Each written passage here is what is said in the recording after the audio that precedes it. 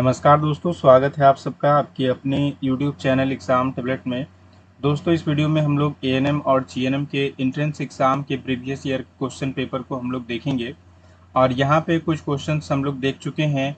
आज हम लोग नेक्स्ट क्वेश्चन से देखना स्टार्ट करेंगे और यहाँ पे हम लोग 110 नंबर क्वेश्चन तक देख चुके हैं बायोलॉजी में और अब नेक्स्ट यहाँ पे हम लोग क्वेश्चन को देखेंगे 111 नंबर से।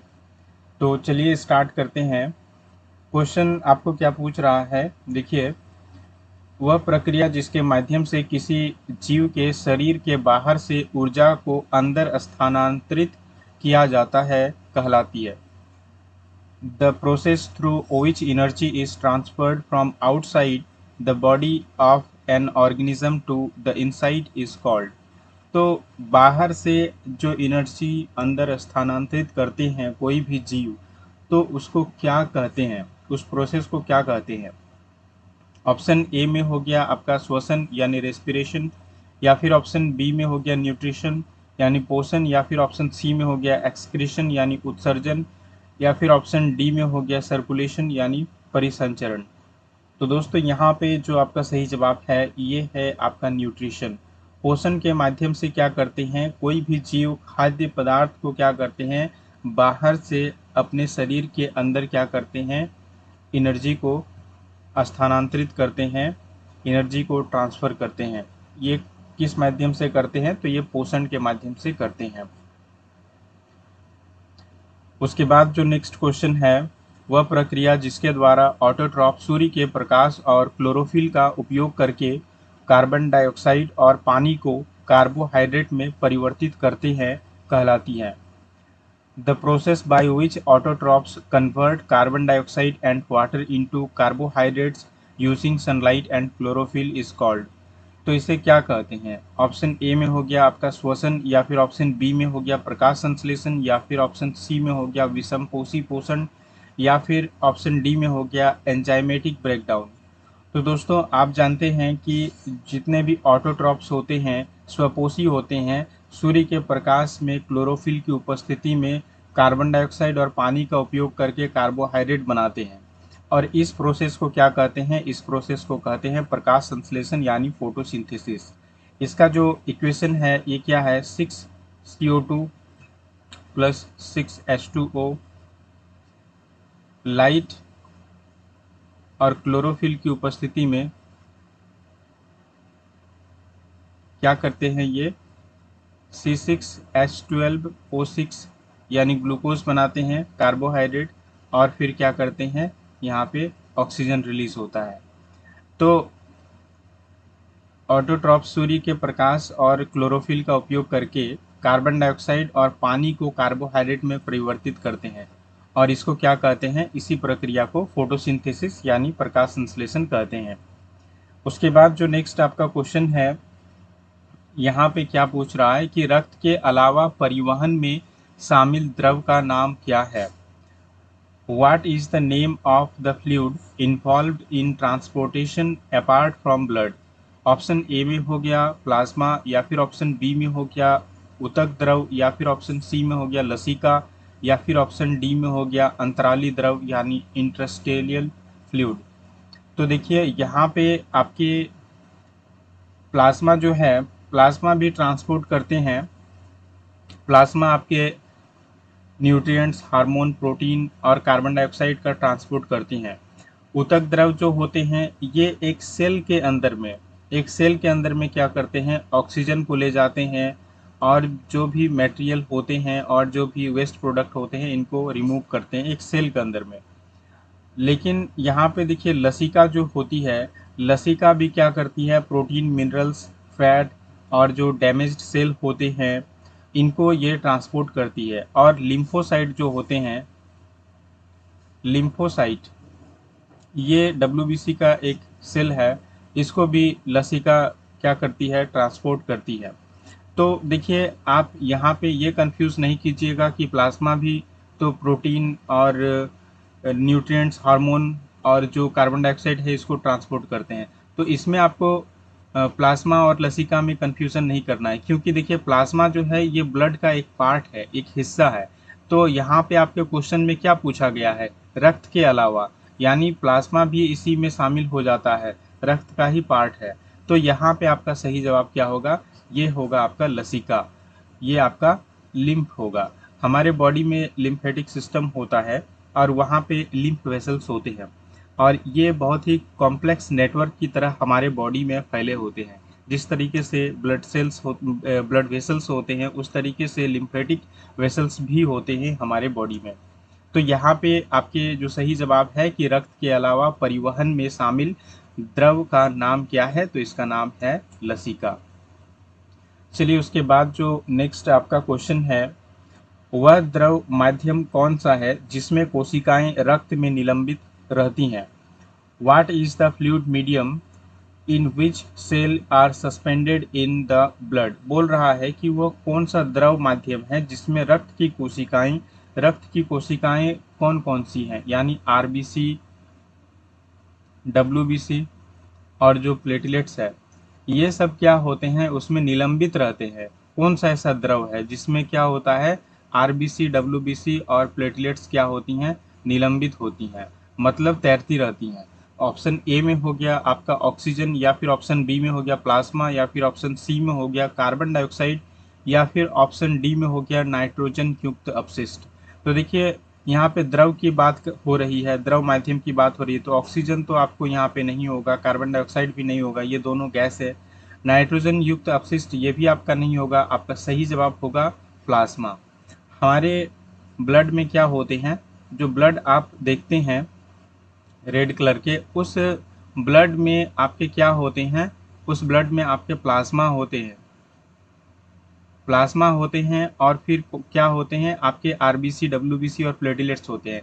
प्लाज्मा जो होते हैं ये आपके 45% होते हैं, ब्लड का 45% क्या होता, 55% क्या होता है, सॉरी ब्लड का 55% क्या होता है, ये प्लाज्मा होता है। और 45% में क्या होते हैं, जो ब्लड के सेल्स होते हैं ये होते हैं। और इसमें कौन कौन होते हैं, 45% में आरबीसी, डब्ल्यूबीसी और प्लेटलेट्स होते हैं।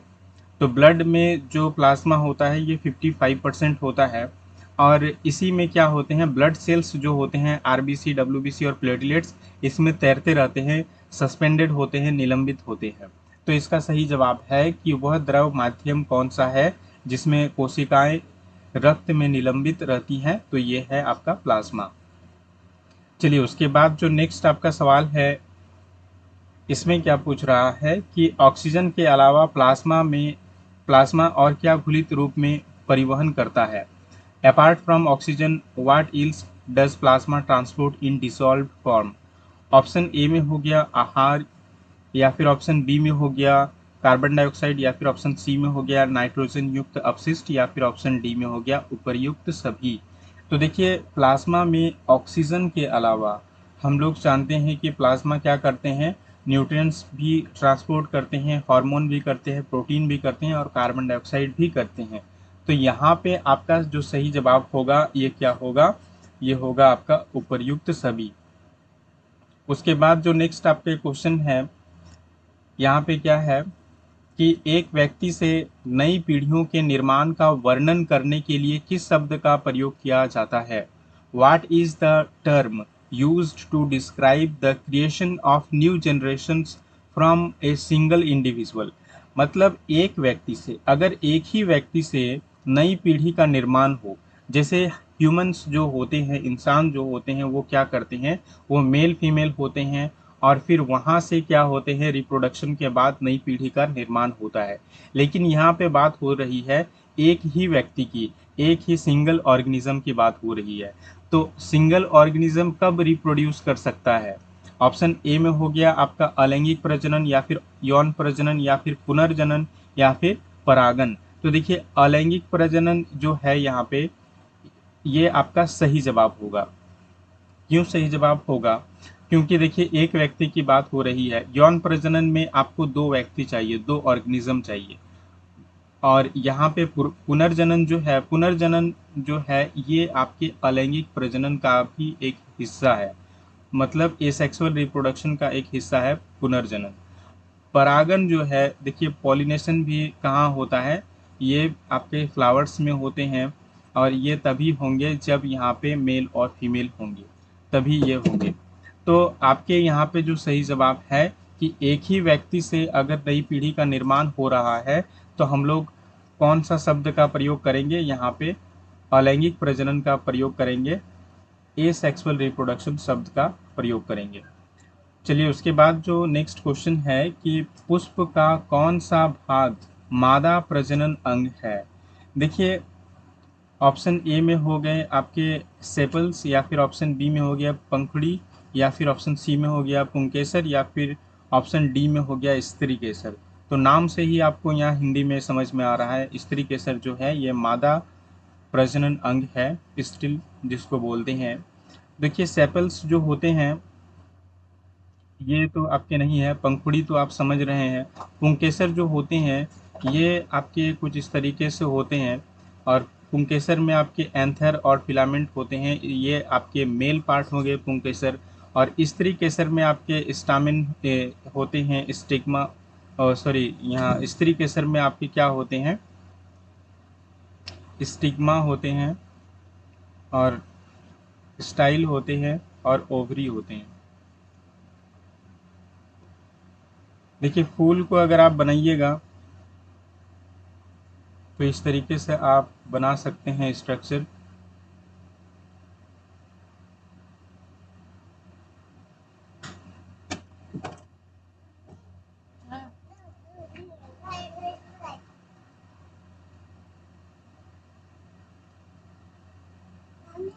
ये जो आपके दिखाई दे रहे हैं सबसे बाहर तरफ में, ये आपके हो गए सेपल्स, और ये जो आपको दिखाई दे रहे हैं ये आपके पंखुड़ी हो गए जिसको पेटल्स बोला जाता है। और ये जो आपको यहाँ पे दिखाई दे रहे हैं ये आपका स्टामिन है, मेल पार्ट है, जिसको हम लोग क्या बोलते हैं, पुंकेसर बोलते हैं। और यहाँ से आपको यहाँ तक ये आपके जो दिखाई दे रहे हैं ये ऊपर में, ये आपको क्या है, ये आपकी स्टिग्मा है। और ये वाला पार्ट आपका क्या है, ये वाला पार्ट आपका स्टाइल है। और ये वाला पार्ट आपको क्या दिख रहा है, ये ओवरी है। तो इस तरीके से आप समझ सकते हैं कि पुष्प का कौन सा भाग मादा प्रजनन अंग है, तो ये आपका स्त्री केसर है। उसके बाद जो नेक्स्ट आपके सवाल है यहाँ पे क्या है कि पुष्प के किस भाग में बीजांड होते हैं।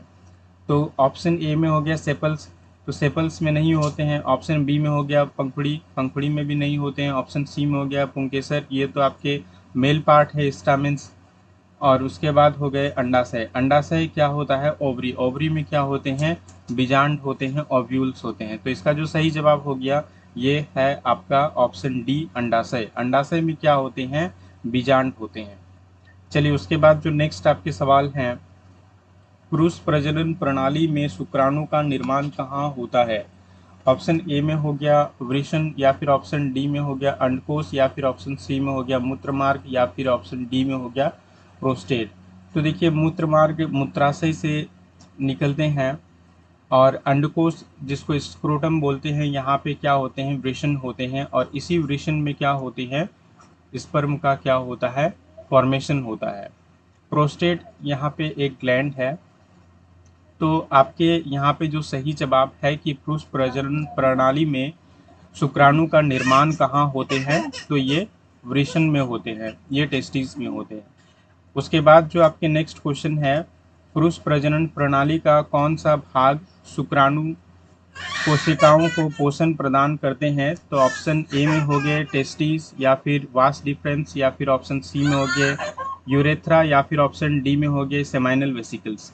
तो इसके जो सही जवाब है ये है आपके सेमाइनल वेसिकल्स शुक्राशय। तो दोस्तों यहाँ पे आपके बायोलॉजी के क्वेश्चंस ख़त्म हो चुके हैं, और उसके बाद हम लोग नेक्स्ट फिजिक्स केमिस्ट्री और मैथ के हम लोग यहाँ पे क्वेश्चंस को देखेंगे प्रीवियस ईयर के एएनएम और जीएनएम में जो आपके पूछे गए हैं एंट्रेंस एग्ज़ाम में। तो दोस्तों वीडियो को अंत तक देखने के लिए बहुत बहुत धन्यवाद। और अगर आपने इसके प्रीवियस पार्ट्स को नहीं देखा है, इसके पहले वाले पार्ट्स को नहीं देखा है, तो आप हमारे चैनल के प्लेलिस्ट में जाएं, और वहाँ पे आपको सारी वीडियोस मिल जाएंगी प्रीवियस ईयर के क्वेश्चंस की।